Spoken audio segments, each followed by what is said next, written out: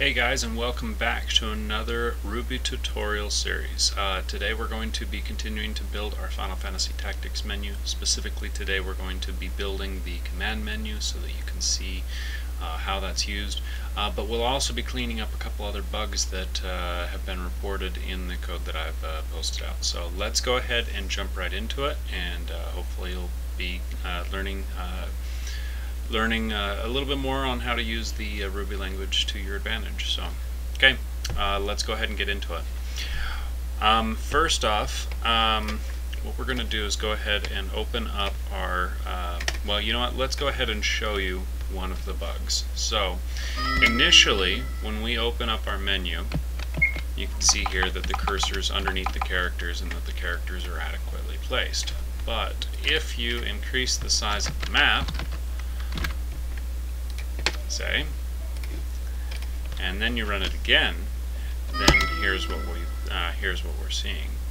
So here you come on down over here, and then you open your menu, and all your characters are shifted off of the screen. So I'm going to show you how to fix that. So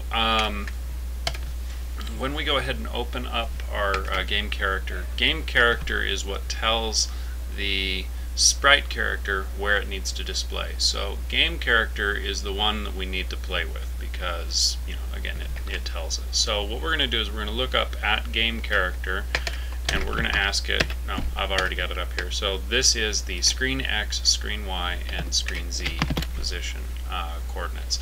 So basically screen Z is the order in which they should display. So say for example your character's a couple of tiles high, then it says that the lower portion of the character is going to be this Z and the upper portion of the character is going to be this Z, thereby allowing it to overlap the sprite above it on the next Y below it, or above it technically. So let's go ahead, we're going to grab these and we're just going to copy those and we're going to move those down here into our menu character. Okay, now the reason they're all shifting is because the map had scrolled. So all we need to do is remove the map scrolling from the situation, and it won't be a problem anymore. So all we need to do is just come up here, and right here where we've got the adjust real X, we don't even need that. I think all we want is just real X. I don't think we need the 807, but we'll just go ahead and remove that. And we'll remove this, and we'll just try that out. If they're still not placed right, I'll remove the 807 from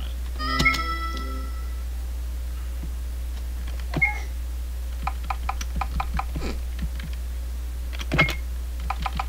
And there you go. See? Simple as that. So what was going on, again, is that adjust map X, and if we actually look that up as part of game map, the adjust X has this here where it says take the X that was supplied and minus the display X, which is the current scroll of the map. So what we had to do is just remove it from removing that scroll from the map, and there you have it. We're all hunky-dory. So let's go ahead and get into it. I don't think we even need to bother with the screen Z, so we're just going to remove that. I don't think we need it. I don't think we need any of the jump stuff, but I'm just going to leave it there because it's easier to do that way. Alright, so let's go ahead and start constructing our command menu. So let's go ahead and open that YouTube tutorial for Final Fantasy Tactics, and let's just see what is in our menu.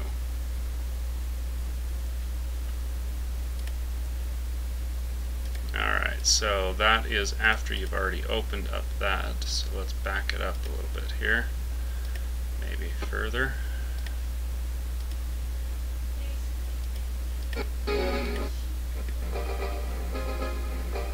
Alright, should be coming up here any second, I think. Nope, it just goes into the details, so it's going to be clear up here then. That's items, that's too far.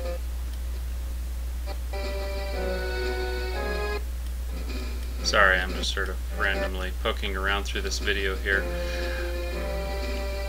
As soon as I find the time for it. Should be coming here pretty quick.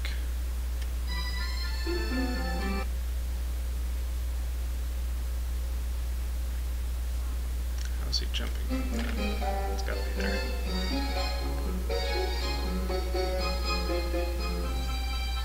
There it is. No, it's not there. Alright.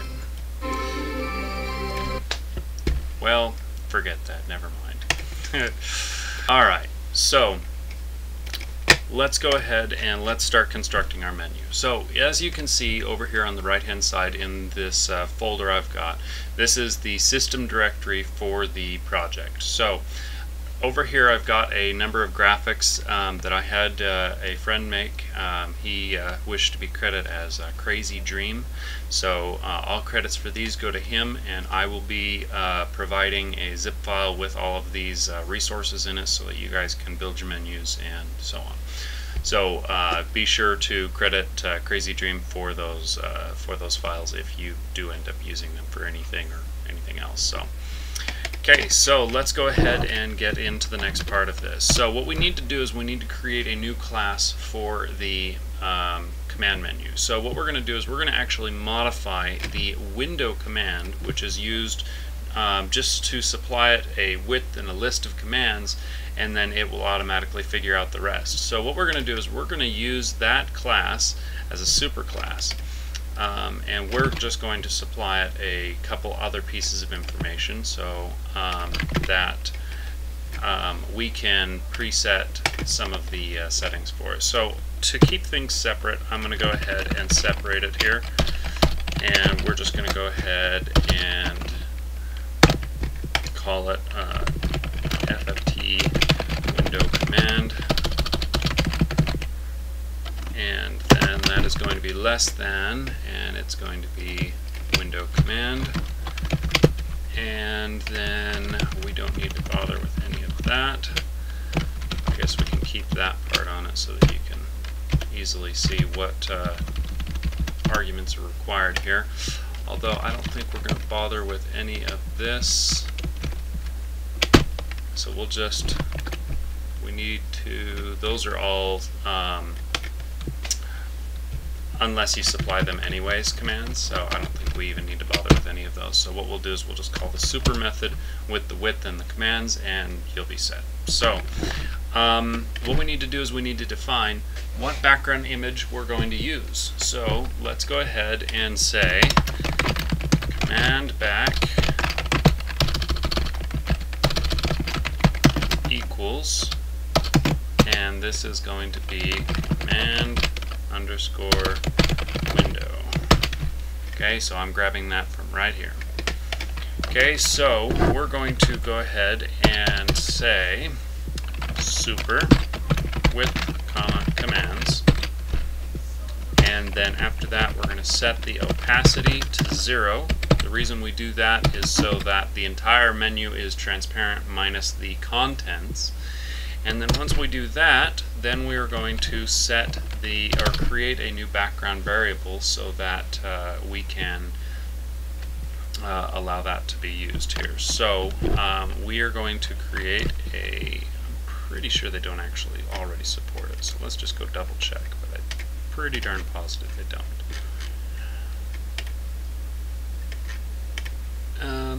Create contents, no, they don't have anything for it, just the window skin stuff. So what we're going to do is we're going to do this two different ways. So what we're going to do is we're actually going to create a change to window base. Okay, now this change that we're going to do to that is just going to be called setback, and then update back and dispose back. Okay, so setback is going to require a name, and update back, let's see, so here we're going to have background image equals sprite.new, and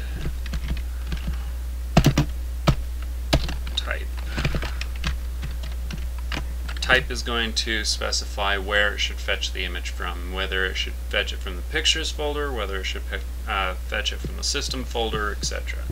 So we're going to say case type when 0, which is what we're going to supply it with, or when it's not supplied with anything, it's going to read from there. So we're going to set equal to 0. That's just saying the type is going to be defaulted to 0 if it's not supplied. Okay, and this is going to be cache.system, and let's see, that's going to be bitmap equals cache.system when 1, then it's going to be bitmap equals cache.picture name. Okay, and so if we wanted to, we can clean that up so that it doesn't look quite so interesting. Okay, and then we're going to say background image dot bitmap equals bitmap dot clone. Now, the only reason I actually clone that in there, well, I guess we don't even need to clone. The only reason you would need to clone is if you plan on altering that bitmap, because if you alter that bitmap in any way, then it's going to affect any other instances of any other class that's using this that would then. So if you change the background image for command window on one window and you had more than one window displayed with that, it would be reflected on all windows because you're modifying this memory space that is that. If you do .clone, then it actually separates it so that they are two separate memory spaces. So alright, so now that we've got that, let's go ahead and say let's see. Let's grab background image here. I'm just going to copy that. We're going to need it 3 times, .x, .y, .z, and .opacity. Okay.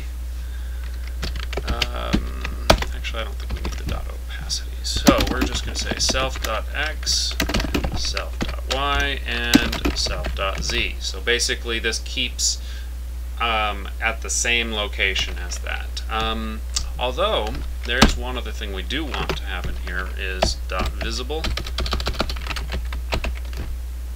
And with this here we're just going to say self.visible. So again, this is referring to the window. You're saying I want to hide this window, therefore I want to hide this background image as well. So that way there it updates all of its subcomponents there. Okay, and then we need to change the update routine in order to include that. And so let's see here, def update, we're going to alias it, alias update WinBase back image update.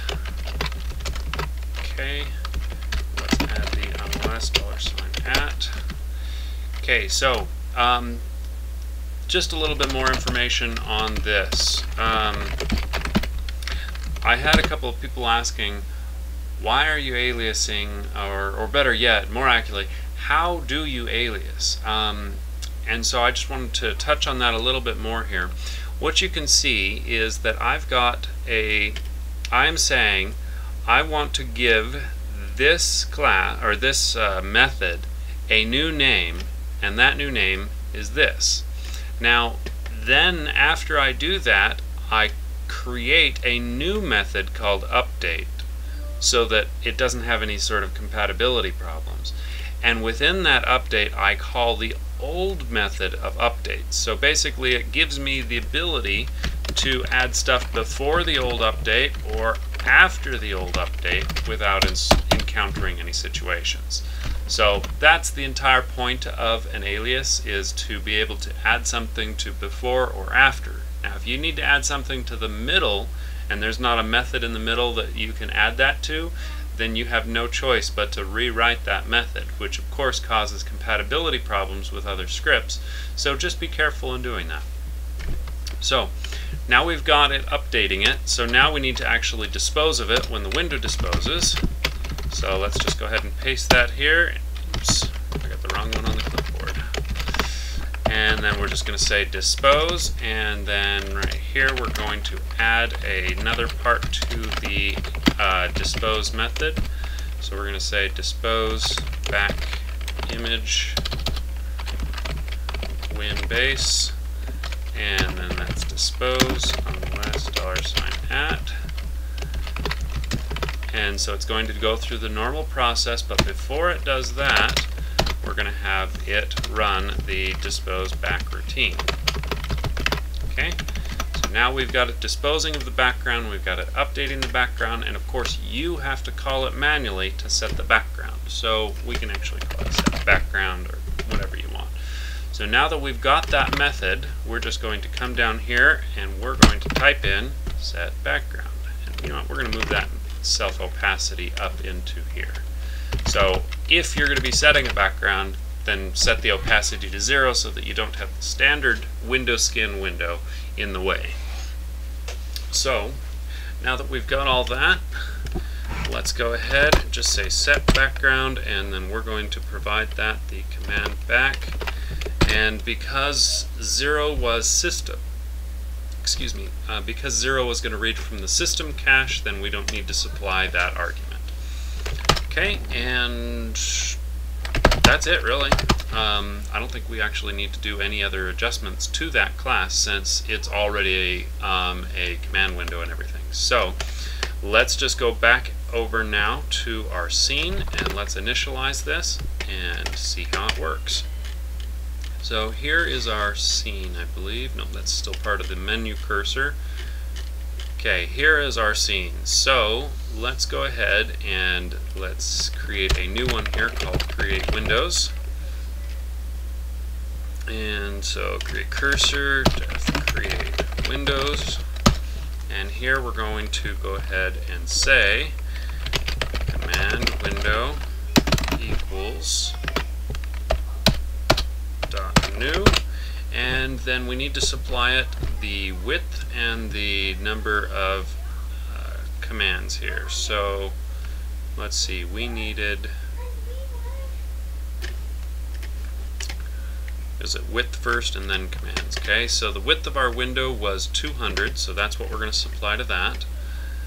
So let's go back over to here. So we're going to say 200. And then what commands do we want? So this needs to be an array, so we go ahead and put that in square brackets, and then we're going to supply that with our menu commands. So I'm having trouble remembering what they were, but I'm going to guess that we had items, we had abilities, and then we had class, and then we have probably just a status. And then we probably also have a dismiss. Okay, so there we've got our command options. So let's go ahead and say command window, and we're going to set visible equals to false and active equals to false. That way it's not being shown and it's not active, so that we can ensure that it's only enabled when we want it to be. So let's come on back down here. So now we've got our update method here. So here we're going to say update input, and we're going to take that and we're going to move that down here to this new method, update input.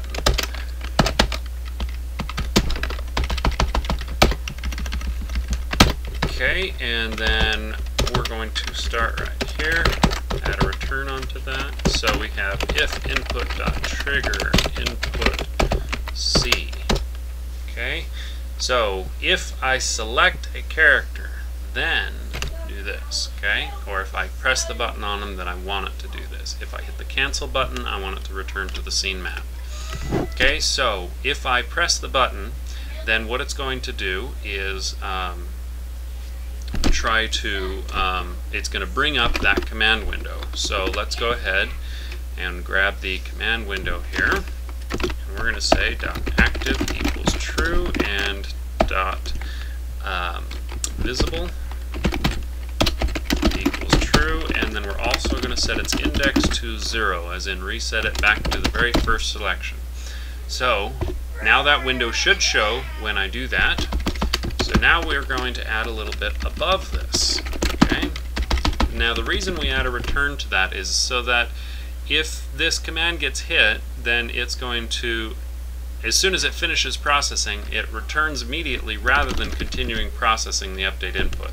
Now I'm going to show you right now why we do that. And so we're going to say if input.trigger input C, okay, and you can use the word and, or you can use the symbols and. I like to use both, to be honest, but it looks better if you use the symbols just because it's less characters. So we're going to say and, let's see, we want to say command window dot active, or better yet, visible. No, we'll go active. Okay, so if you press input and the command window is the active window, then this is where it's going to catch the input. Okay, so our update cursor, the cursor has all of the logic in behind it, doesn't it? Let's see, I think that's where I put it. So if it's active. So what we need to do is we need to set the cursor back to inactive so that it doesn't update any longer. Okay, so we're going to do that as well. So we're going to say cursor.active equals false. Okay, so now the background cursor is going to stop moving, or better yet, it's going to stop doing its own update routine, so that it doesn't, when you do up, down, whatnot, that it doesn't sit there and continue moving around in the background, thus messing up your decision. So what we're going to do is we're going to say if input.trigger C and command window active, then do this. Okay. If the same thing, but we're going to do input B, then it's going to return control back to the cursor. So what we're going to do is we're going to grab this information here, we're going to put it back up here, and we're going to set that to false, back to false. We're just going to remove that line, we're going to set that to true, and when we do this, we're going to play the sound.play, cancel. Okay, and then down here we're going to say sound.play decision, and up here we're going to play the decision even though right now we're not doing anything. Oops, play decision. Okay, so I think that is everything, so let's go ahead and test it out. Syntax error occurred. I probably forgot to close something. More than likely, right up there where I was playing, I didn't end one of those methods. Create windows, I didn't put an end on it.